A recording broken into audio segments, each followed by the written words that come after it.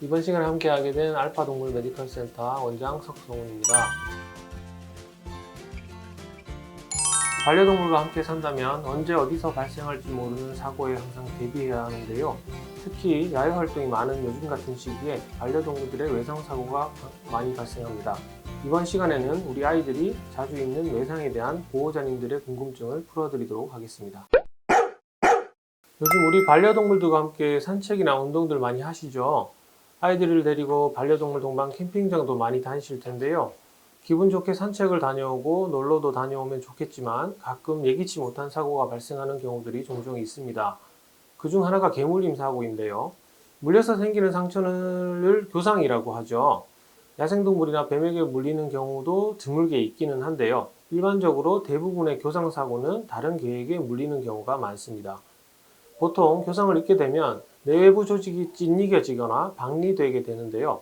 겉으로 볼 때는 작은 구멍 정도의 상처만 보이고 미약한 피부 상처 정도로 보여도 그 밑에 피하 조직이나 근육은 매우 큰 손상을 입은 상태일 수 있습니다. 개가 다른 동물을 공격성을 가지고 물었을 경우 물은 채로 좌우로 흔드는 습성이 있죠. 이런 특성 때문에 더 심각한 손상을 초래하게 됩니다. 또 하나 중요한 점은 세균 감염입니다. 강아지의 구강이나 침 속에는 많은 세균들이 살고 있습니다. 이러한 세균들이 상처를 통해 오염이 되어 감염이 진행이 되고 조직 내에서 번식하여 심한 염증을 일으키기도 하고요.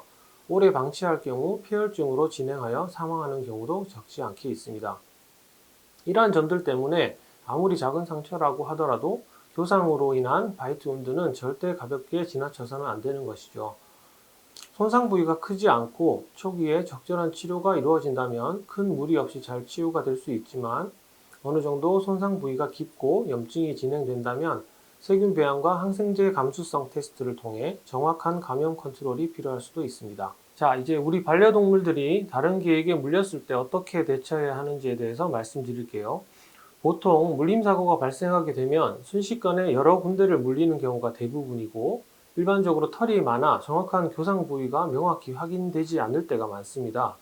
우선 반려동물을 최대한 진정시킨 후 물린 부위들을 천천히 살펴보아야 합니다. 먼저 머리나 안면 부위, 그리고 목이나 가슴 부위 쪽 손상이 확인된다면 그 즉시 병원으로 이송하는 것이 중요합니다. 손상되었을 경우 응급 상황이 생길 수 있는 부위이기도 하고요. 큰 혈관이나 호흡기 관련 손상 가능성이 있어 최대한 빨리 응급처치 및 상태 평가가 이루어져야 하기 때문입니다. 큰 출혈이 있거나 열상이 있다면 비교적 확인이 잘 될 것이고요. 그렇지 않다면 피부에 이빨 구멍이나 통증 부위를 확인해 볼 수 있습니다. 상처 부위가 확인되면 생리식염수가 있다면 가장 좋겠으나 생리식염수가 없다면 흐르는 깨끗한 물에 이용해서 상처 부위를 씻어내고 포비돈 소독약을 이용해서 소독을 해주는 것이 좋습니다. 여기서 주의할 점은 흔히 피부 소독용으로 많이 쓰이는 알코올이나 알코올 스왑 제품을 사용하시면 안 됩니다. 내부 조직을 더 자극하여서 손상을 더 가중시킬 수 있으니 알코올을 사용하시면 안 된다는 점 꼭 기억하시고요. 이렇게 응급 대처가 되셨다면 동물병원을 내원하셔서 정확한 상태 평가와 적절한 처치가 이루어질 수 있도록 해주시면 됩니다. 다시 한번 말씀드립니다. 작은 상처라고 해서 절대로 가볍게 생각하시면 안 된다는 점 꼭 기억해 주세요. 우리 강아지가 높은 곳에서 뛰어내리거나 신나게 뛰어다니다가 어떤 구조물에 부딪혀서 보호자분들이 눈치채지 못하는 사이에 골절이 발생하기도 합니다. 소형견이나 노령견의 경우 작은 충격에도 더더욱 골절의 위험성이 높죠. 대부분의 보호자들이 아이가 평소와 다른 모습을 보이거나 움직임이 이상하여 빠르게 대처하시는 분들도 계시지만 일반적으로 자기의 아픈 모습을 숨기려는 강아지의 특성상 골절이 된 후에도 통증을 표출하지 않고 방치되는 경우들이 있습니다. 강아지들이 골절상을 입으면 어떤 증상 등을 나타낼까요? 첫째, 아픈 부위를 핥는다. 육안으로 보기에 외부에서 상처가 없어 보이는데도 특정 부위를 지속적으로 핥는 행동을 보일 수 있습니다. 두 번째, 걷는 것이 부자연스럽고 쩔뚝거리거나 다리를 끌고 다니는 모습을 보일 수 있습니다. 한쪽 다리가 골절되었다 하더라도 강아지들은 세 다리를 이용해서 충분히 걸을 수 있지만 손상당한 다리를 사용하는 부분이 부자연스러울 수밖에 없습니다. 이 부분도 유심히 관찰해 주세요. 세 번째, 움직임이 현저히 줄어들고 기력이 없어 보일 수 있습니다. 통증으로 인해 움직임이 꺼려지고 의기소침해질 수 있어서 전반적인 활력이 줄어드는 것을 확인할 수 있습니다. 네 번째, 어느 정도 시간이 경과하면 손상 부위가 붓거나 피부에 멍이 드는 것을 보일 수 있습니다. 다섯 번째, 보호자가 함께 놀거나 만지려고 할 경우 평소와 다르게 거부 반응을 보일 수 있는데요. 이럴 때도 아이가 어디가 아픈 곳이 있는지 몸을 한번 만져보면서 한 번 더 살펴보는 것이 좋겠죠. 이런 위와 같은 모습들을 보인다면 서둘러 병원으로 내원하시어 검진을 받아보시는 것이 좋고, 골절뿐만 아니라 다른 외상으로 인한 문제가 없는지 파악하는 것도 중요하겠습니다. 우리가 강아지들과 함께 생활함에 있어 제가 개인적으로 가장 중요하다고 생각하는 부분이 집안 환경과 습관인데요. 그중 가장 문제가 되는 것이 미끄러운 바닥, 그리고 높은 곳, 침대, 소파, 의자 같은 곳에 뛰어오르거나 뛰어내리는 행동들입니다. 이것들만 예방이 된다면 우리 아이들은 평생 근골격계 질환 없이 보호자님들과 행복하게 사는데 큰 도움이 되지 않을까 생각합니다. 제가 늘 보호자님들께 가급적 어릴 때부터 소파나 침대에 올라가지 못하도록 하는 습관을 들여주실 것을 말씀드리는데요. 실제로 이런 부분들이 잘 지켜지지 않는 경우가 대부분입니다. 오히려 우리 아이는 너무 펄쩍펄쩍 잘 뛰어다녀요, 점프를 너무 잘해요 하시면서 자랑스러워 하시는 경우도 많고요. 자, 좋습니다. 이런 행동들이 제어가 되지 않는다면 중요한 부분 중에 하나죠.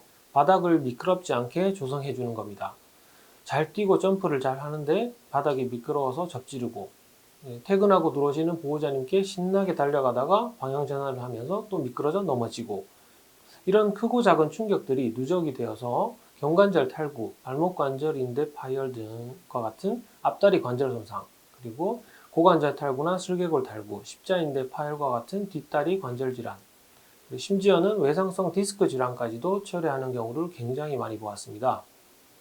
결론적으로 우리 아이들이 집안에서 입을 수 있는 외상을 예방하는 방법으로 미끄럽지 않은 바닥 환경 조성과 가급적 높은 곳에서 뛰어 오르내리지 못하게 하는 습관을 들이는 것이 가장 중요합니다. 네, 반려동물들이 교통사고를 당했을 경우 앞서 설명드렸던 교상, 개물림 사고보다도 더더욱 병원을 내원하시어 검진 및 처치를 받으시는 것이 중요한데요. 차에 치일 경우 워낙 생명에 위협을 줄 정도로 손상을 입는 경우가 많고, 어떤 후유증이나 증상들이 나타날지 알 수 없는 상황들이 대부분입니다. 어떤 경우는 겉으로 보기에는 별로 다친 곳이 없어 보인다고 보호자께서 판단하여서 그냥 지켜보셨다가 뒤늦게 뇌진탕, 뇌출혈, 뇌압 상승, 폐출혈 등의 증상들이 확인되어서 돌이킬 수 없는 상황까지 치닫는 경우도 많이 있었습니다. 우리 아이들이 교통사고를 당했다면 아무리 가벼운 상처만 보이거나 당장의 상태가 괜찮아 보인다고 하여 가벼이 여기지 마시고, 요즘은 24시간 진료가 가능한 병원들이 굉장히 많이 있으니 야간에라도 응급진료가 되는 병원을 꼭 찾으셔서 상태평가 및 적절한 처치를 받으시길 권장드립니다. 특별한 외상 이력이 없는데 간헐적으로 아이가 다리를 불편해하거나 갑자기 소리를 지르거나 하는 경우가 있는데요. 이런 경우 슬개골 탈구를 먼저 의심해 볼 수 있습니다. 선천적 혹은 후천적으로 발생할 수 있는 소형견에서 가장 대표적인 관절 질환인데요. 연령에 상관없이 증상이 나타날 수 있고, 탈구 초기에 통증 반응 및 불편함을 좀 보이다가 또 잘 걷는 경우가 있습니다. 이런 경우 보호자님들은 아이가 괜찮아졌구나 라고 생각하시고 그대로 오랫동안 지체되는 경우가 있는데요. 초기 슬개골 탈구의 경우 탈구와 환납이 반복적으로 이루어질 때 통증 반응이 심하게 나타나다가 점점 심하게 진행이 되면서 탈구된 상태로 유지될 경우 오히려 통증 반응이 줄어드는 경향도 보이고 있습니다. 초기 가벼운 통증 반응이나 뒷다리 불편함 증상이 보일 때 이를 간과하지 마시고 병원에 내원하셔서 간단한 검진만 받아보셔도 빠른 대처를 하실 수 있으니 꼭 검진을 받아보실 것을 추천드립니다. 일반적으로 골절 수술 부위나 초기 손상 정도에 따라 재활치료의 종류나 시기도 굉장히 다양하게 적용이 될 수 있는데요. 통상적으로 골절 수술을 했다고 가정했을 때 수일간의 수술 부위 안정 기간이 지나면 관절 부위일 경우에는 수동적 관절 운동을 진행하면서 체중 지지 및 가벼운 보행 운동으로 시작을 하는 재활 과정을 시작하게 되는데요. 이후에 적용될 수 있는 재활 치료는 크게 전기침 치료, 약침 치료 등과 같은 한방 재활 치료가 있고요.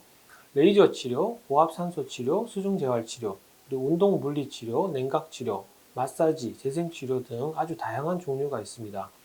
이 중에 우리 아이에게 가장 적절한 방법을 이용해서 수술 후에 염증 및 통증 조절, 그리고 유연성 및 관절 운동 범위 복구, 근력 강화 및 고유 감각 활성화, 그리고 기능적 운동 능력 증진 단계를 진행하게 됩니다. 단순 골절 여부뿐만 아니라 신경계 손상 여부 등도 다양한 요소들을 종합적으로 평가하여 가장 적당한 재활 치료를 선택하여 적용하는 것이 중요하겠습니다. 이번 시간에는 우리 아이들이 쉽게 입을 수 있는 외상과 골절에 대한 것들을 알아봤습니다. 더 궁금하신 부분들이 있다면 댓글을 남겨주시면 다음 시간에 답변 드리도록 하겠습니다.